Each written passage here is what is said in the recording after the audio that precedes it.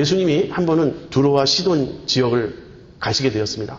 여러분, 두로와 시돈이란 이 이스라엘 땅 북쪽에 갈릴리라는 지역이 있죠. 갈릴리에서도 더 북쪽이에요. 그래서 이방인들이 거하는 그런 지역입니다. 예수님이 두로와 시돈 지역으로 가셨다는 것은 이 이방인 땅으로 가셨다. 이스라엘의 경계 밖으로 가셨다. 이제 그런 뜻이 되겠습니다. 그 땅은 어떤 땅입니까? 그 땅은 이교도들의 땅이에요. 이방인들의 땅이에요. 그래서 예수님이 두로와 시돈 지역을 지나실 때 한 여인을 만나게 됩니다. 이 여인을 마태는 가나안 여인이라고 표현해요. 그런데 마가복음에 똑같은 이야기가 나오는 본문에서는 수로보니게 여인이라고 표현합니다. 수로보니게 여인이라고 표현할 때는 그 표현에 어떤 부정적인 느낌이 없어요. 그런데 마태는 굳이 수로보니게 여인이라는 그 표현을 쓰지 않고 가나안 여자라는 표현을 씁니다. 이것은 의도적이에요. 왜 그렇습니까? 가나안 여자 이런 표현을 할 때에는 거기에는 유대인들이 가나안인들, 정확히 이야기하면 그 지역에 사는 이방인들을 경멸하는 그런 느낌이 그 속에 담겨져 있어요. 가나안 여자라고 표현하게 되면 유대인들의 눈에는 비하시키는 것이고 경멸하는 것이고 무시하는 그런 느낌이 담겨 있는 것입니다. 이 가나안 여자가 예수님께로 왔어요. 그런데 이 가나안 여자의 입에서 나오는 고백이 참 놀랍습니다. 주 다윗의 자손이여, 그렇게 고백하는 거예요. 주 다윗의 자손이여, 나를 불쌍히 여기소서. 내 딸이 귀신 들렸나이다. 내 딸을 고쳐주십시오. 주 다윗의 자손이여.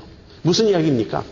비록 이방인 여인이었지만, 가나안 여인이었지만 예수님에 대한 바른 신앙 고백을 하고 있는 거예요. 예수님이 다윗의 자손, 메시아로 오신 분이라는 것을 이 여인은 믿고 있었습니다. 그래서 큰 소리로 예수님을 부르면서 예수님에 대한 신앙을 고백하면서 그 도움을 요청하고 있는 이제 그런 장면이에요. 근데 여기에 대한 예수님의 반응이 정말 놀랍습니다. 저는 성경을 읽다가 이 본문을 대하면서 내가 알던 예수님 맞나? 이런 생각이 들어요. 이 예수님이 이 여인의 외침에 대해서 반응하시는 모습은 세 단계로 드러납니다. 첫 번째는 침묵이에요. 아무 대답을 하지 않습니다. 이 침묵은 일종의 회피입니다. 그냥 비켜가는 거예요. 못 들은 척 하는 것입니다. 아예 관계를 맺지 않고자 하는 것이에요. 그러니까 이 여인은 예수님이 침묵하자 더 큰 소리로 내 말을 못 알아들으셨나? 아무튼 더 큰 소리로 예수님을 부릅니다. 그러자 제자들이 저 여인을 보내소서. 저 여인이 저렇게 우리를 시끄럽게 쫓아오는데 왜 예수님 아무 말씀도 안 하십니까? 어떤 조치를 취하십시오. 이렇게 옆에서 독촉을 합니다. 그때 예수님이 두 번째 반응을 보이시는데 이 두 번째 반응은 거부예요. 즉 나는 이스라엘의 집에 잃어버린 양들에게만 보내심을 받았다. 예수님의 사역을 이방인들에게로는 공개하지 않으시고 이스라엘 안으로만 국한해서 말씀하셨습니다. 그런데 이것은 사실이에요. 이것은 하나님의 구원 계획이 이방인들을 제외하고 유대인들만을 포함한다는 뜻이 아니고 예수님이 지상 사역 동안에 그분의 공생애 동안에는 유대인들을 1차적으로 대상으로 해서 사역하도록 그렇게 계획이 되어 있었습니다. 그 다음에 이제 예수님의 제자들이 예수님의 그 보내심을 받아 지상 사명을 받고 예수님이 승천하신 후에 모든 민족에게로 나가도록, 그래서 구원의 복음이 먼저는 유대인에게 전파되고 그 다음에 유대인에게 먼저 기회를 준 후에 그 다음에 이방인에게로 전파되도록 하는 것이 이 하나님의 구원 계획의 한 부분이었어요. 그래서 이것은 이방인을 도외시한 것도 아니고 제외한 것도 아니고 무시한 것도 아니고 순차적인 그러한 진행이라는 것입니다. 그래서 어쨌든 예수님은 그렇게 사실적인 팩트를 가지고 말씀하세요. 내가 온 것은 1차적으로 유대인들에게 사역을 하기 위해서이다. 이 말 속에는 당신은 이방인이니 나하고 관계가 없다. 지금 내 사역의 대상이 되지 못하고 있다. 당신의 때는 아직 아니다. 좀 더 기다리면 복음이 이방인에게 전파될 때가 될 터인데 그때나 보자. 이런 식이죠. 자, 이것은 거부입니다. 나는 당신과 관계가 없다. 당신은 내 사역의 대상이 아니다. 예수님이 이렇게 말씀하시는 거예요. 첫 번째 침묵의 반응은 예수님이 일종의 도피하시는 거죠. 회피하시는 거죠. 그래서 간접적인 거부입니다. 그런데 이제 말씀으로 반응하신 것은 직접적인 거부예요. 그런데 이 여인이 이런 말에도 굴하지 않고 또 예수님을 계속 찾는 거예요. 나를 불쌍히 여기소서. 주 다윗의 자손이요. 그러자 이번에 예수님의 입에서 또 다른 말씀이 나오는데 이 세 번째 반응은 단순한 거부가 아니라 적대감의 표현입니다. 자녀의 떡을 취하여 개들에게 던짐이 마땅치 아니하니라. 이것이 예수님의 입에서 나온 말씀이에요. 여러분, 예수님이 이런 말씀을 하실 수 있는 분이라고 상상이라도 해보셨습니까? 어떻게 이렇게 말할 수 있죠? 이것은 실상은 이런 뜻입니다. 바로 유대인들이 하는 말을 예수님이 인용하고 있는 거예요.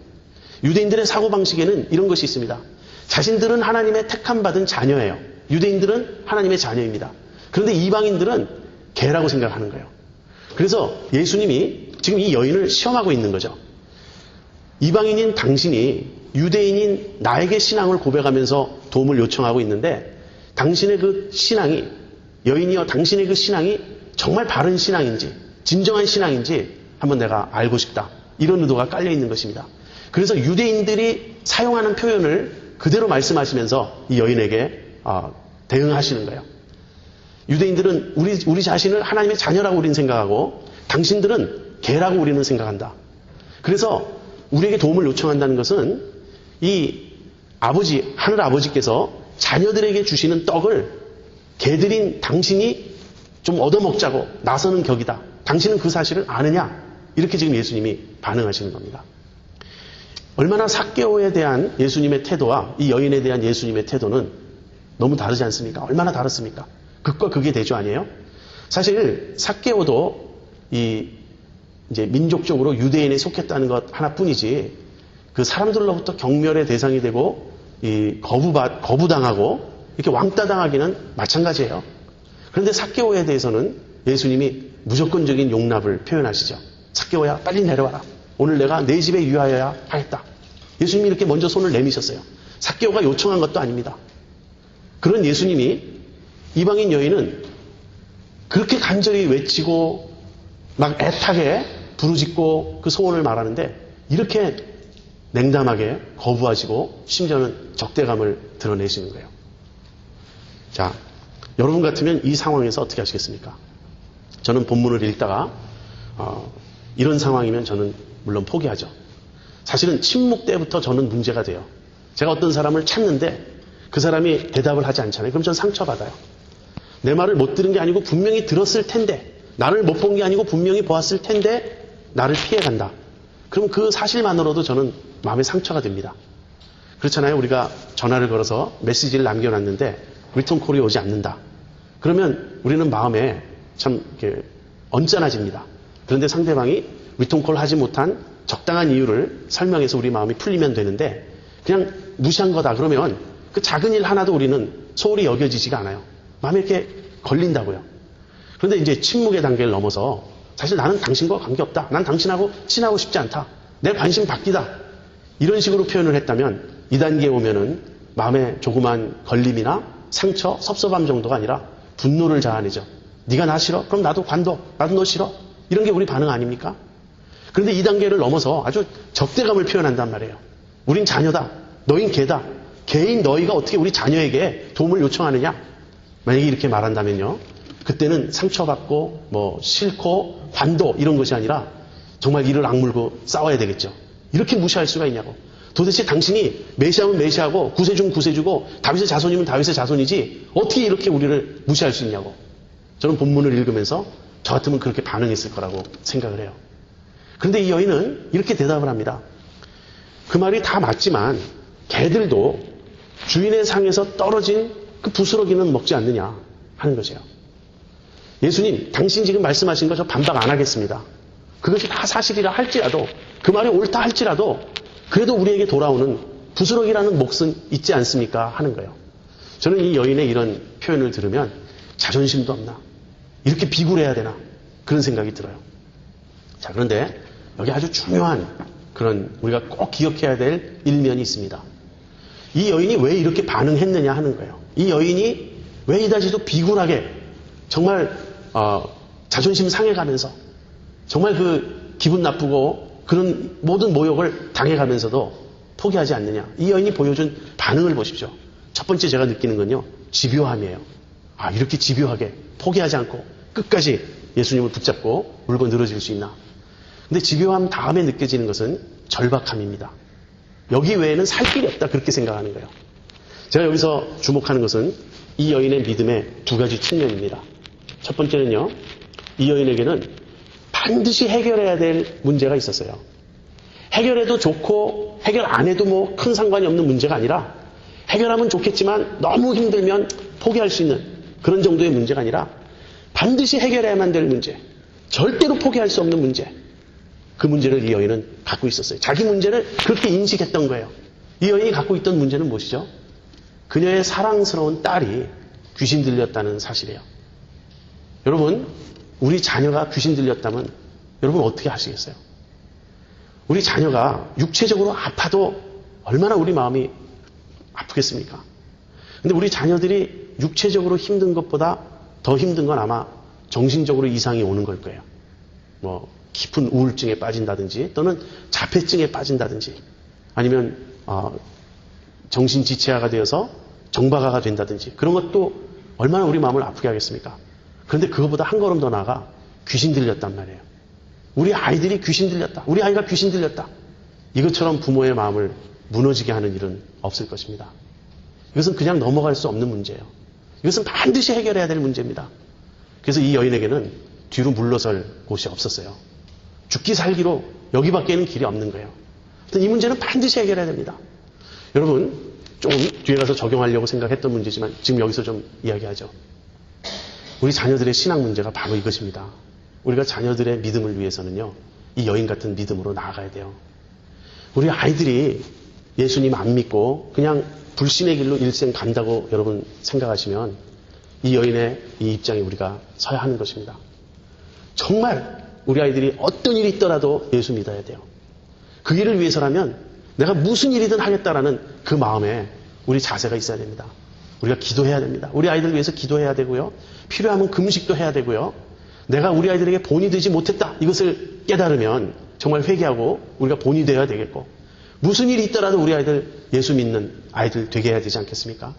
아무튼 이 여인의 첫 번째, 이 여인이 가지고 있었던 그 상황에 대한 인식의 첫 번째는 나에게는 반드시 해결해야만 될 문제가 있다. 그 문제를 해결하기 위해서는 내 자존심, 그런 건 전혀 문제가 되지 않아요.